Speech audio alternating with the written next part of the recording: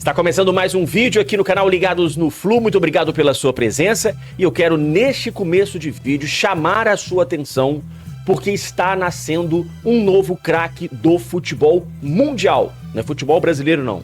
Está nascendo uma nova estrela do futebol mundial. Estamos presenciando o início de um grande jogador que é Riquelme Felipe, com apenas 17 anos. O que esse menino tem feito nos seus primeiros jogos como profissional do Fluminense, não só encanta a torcida tricolor, como gera uma expectativa e uma esperança muito grande. Riquelme Felipe, mesmo que a gente possa avaliar, claro, não podemos desconsiderar que estamos falando de campeonato carioca, mas o que esse menino tem feito nesses primeiros jogos como profissional gera uma esperança e uma expectativa muito grande. Estamos diante do nascimento de um grande astro, de um grande craque do futebol mundial. Está no ar o canal Ligados no Flu, o canal de notícias da torcida tricolor, com a apresentação do jornalista Rodrigo Dias.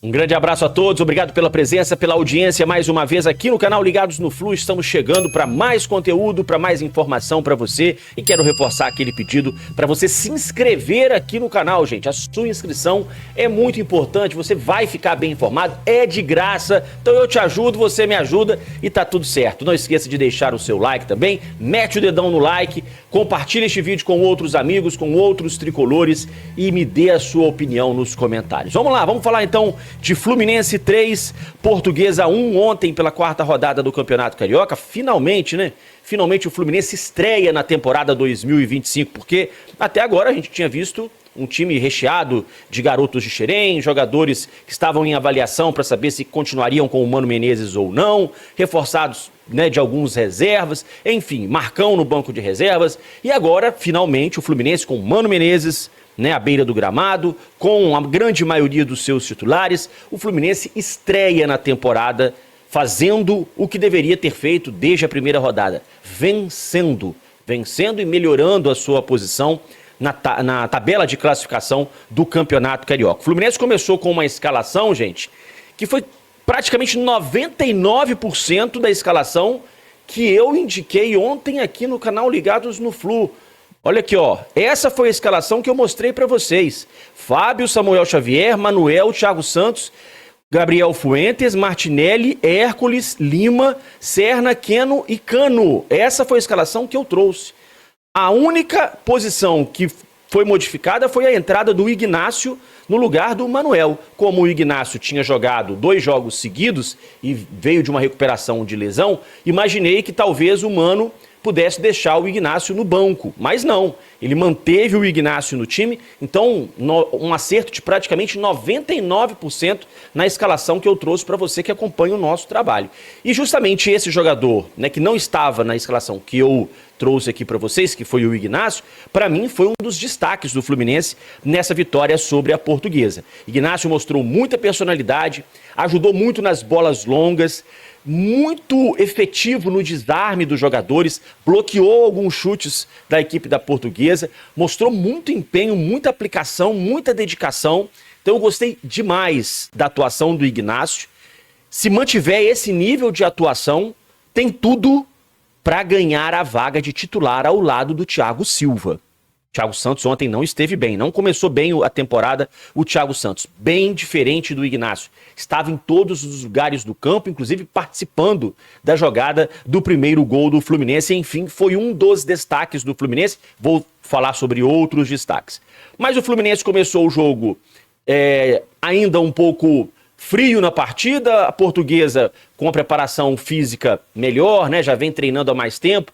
Sufocou o Fluminense no seu campo de defesa, marcou a saída de bola do Fluminense. O Fluminense teve dificuldade para sair jogando. Ignácio chegou a errar passe, Martinelli chegou a errar passe, o Gabriel Fuentes chegou a errar passe. Enfim, o Fluminense começou o jogo ali um pouco, né, inseguro do que estava fazendo e a Portuguesa se aproveitou. Só que aí sai o gol do Fluminense, o gol marcado pelo Keno, numa boa jogada, que começou com o Ignácio, assistência do Serna, que foi outro destaque para mim da partida, e o Keno entrando na área, pisando na área para aparecer como um segundo atacante, como um elemento surpresa para fazer o gol. Inclusive, Mano Menezes na coletiva comentou sobre esse posicionamento do Keno, disse que pediu ao Keno para que ele entre na área quando a jogada estiver acontecendo no lado oposto onde ele estiver, justamente para criar essa possibilidade de mais um homem para finalizar. E foi exatamente o que aconteceu. O Serna tocou para trás e o Keno apareceu no meio da área, entre os zagueiros, para fazer o gol do Fluminense. O Fluminense se manteve tranquilo após esse gol, depois construiu a jogada do pênalti que originou o segundo gol. Germancano bateu e chegou a 92 gols com a camisa do Fluminense. Primeiro gol de Germancano na temporada, achei importante ele bater o pênalti, bater bem, né? Porque para que ele tenha essa moral, recupere essa moral, que ficou um pouco esquecida ao longo de 2024. Foi um ano realmente muito ruim pro Cano, em todos os sentidos, e começa 2025 marcando gols, porque no segundo tempo o Cano faz mais um gol, eu já vou falar sobre isso. Antes do Fluminense fazer o terceiro gol, teve o gol da Portuguesa, que cresceu, voltou a crescer no jogo, teve oportunidades. Fábio salvou o Fluminense em algumas chances criadas pela Portuguesa, mas aí nasce o gol que a Portuguesa acabou construindo de forma muito bonita, uma bela tabela, troca de passe, gol muito bonito da Portuguesa. E acabou diminuindo. Vem o segundo tempo, sem mexidas do Mano Menezes, o Fluminense volta, embora não tivesse feito nenhuma alteração humana, ele conseguiu arrumar o posicionamento do time e o Fluminense volta para o jogo um pouco mais seguro, um pouco mais, conseguindo controlar um pouco mais as ações da Portuguesa, até que nasce a jogada do terceiro gol, um lance, né, diferente do Serna, que cai num primeiro momento, escorrega no gramado ali, parece que, não sei se pisou em algum buraco, em alguma falha do gramado, mas ele escorrega, o zagueiro acredita que ele, né, ali ele perdeu a jogada, mas ele acredita no lance, o Serna acredita no lance, se recupera, vai à linha de fundo, cruza a conclusão e o Germancano acaba pegando o rebote do goleiro para fazer o terceiro gol do Fluminense. O Cano mostrando muito oportunismo, mostrando rapidez, também muito reflexo, né? Porque foi um lance muito rápido. Enfim, Germancano estreando na temporada, e aí ele marca o seu gol de número 93 com a camisa do Fluminense e começa a contagem regressiva para o 100º gol com a camisa tricolor. Esse ano ainda tenho certeza que o Cano vai entrar para a seleta lista de jogadores que marcaram mais de 100 gols com a camisa do Fluminense. Mano Menezes, então, resolve fazer uma série de mudanças e deixa o time ainda mais ofensivo. A partir do momento que entram Riquelme Felipe, Canóbio e Cauã Elias, ainda teve o Isaac também que entrou, o time fica mais leve, mais solto e ainda mais perigoso. Criou uma série de oportunidades, venceu por 3, mas se tivesse vencido por 4, por 5, por 6, não teria sido surpresa. Foram 2 bolas na trave, uma do Canóbio, uma do Gabriel Fuentes.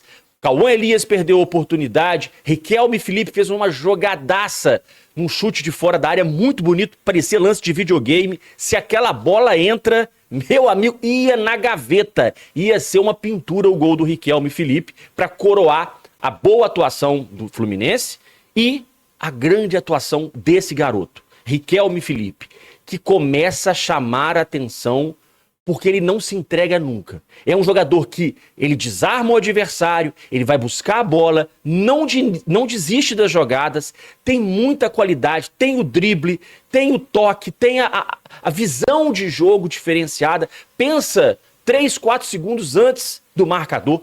É realmente um fenômeno. Está nascendo um grande jogador do futebol mundial. O torcedor tem que ter paciência, tem que ter calma, porque ele vai oscilar. E é natural que isso aconteça porque ele tem só 17 anos. E quando eu falo que temos que ter calma com o garoto, é porque eu me lembro de um outro grande jogador que surgiu no Fluminense há alguns anos e que começou muito bem, depois teve um período de oscilação e a torcida não teve muita paciência. Mas eram outros tempos, né? Eram tempos sombrios em que o Fluminense não tinha dinheiro para contratar ninguém. E aí surge ali, né, um fio de esperança, que foi o João Pedro, e a torcida queria que o menino, né, resolvesse todos os problemas do Fluminense. Então a gente tem que ter paciência com o Riquelme, porque nos momentos em que ele oscilar, o torcedor tem que entender que ele tem só 17 anos.